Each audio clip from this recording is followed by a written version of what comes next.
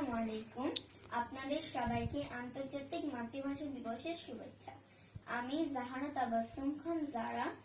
আমি milestone preparatory KG school class 2 তে পড়ি, সেকশন ইসামতি। আমি আজকে আপনাদেরকে শোনাবো মাগো ওরা বলে কবিতাটি। কবির নাম আবু জাফর ওবায়দুল্লাহ। শুরু করি।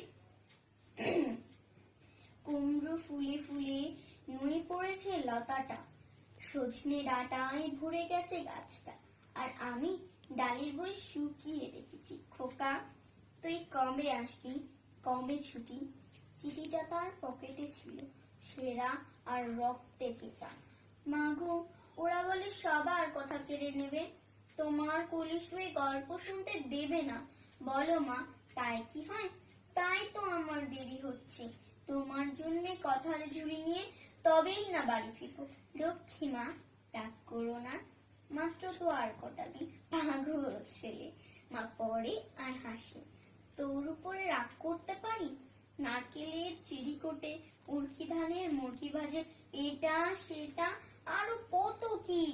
তার খোকা যে বাড়ি ফিরবে, ক্লান্ত খোকা।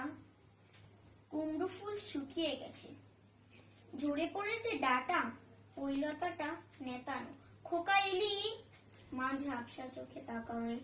উঠোনি উঠোনি, যেখানে খোকা সব শকুনিরা ব্যবচ্ছেদ করে। এখন মার চোখে চৈত্রের রোদ পুড়িয়ে দেয় শকুনিদের।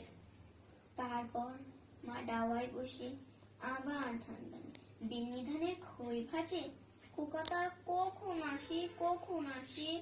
এখন মার চোখে শিশির ভোর স্নেহের রোদে পিঠে পড়েছে।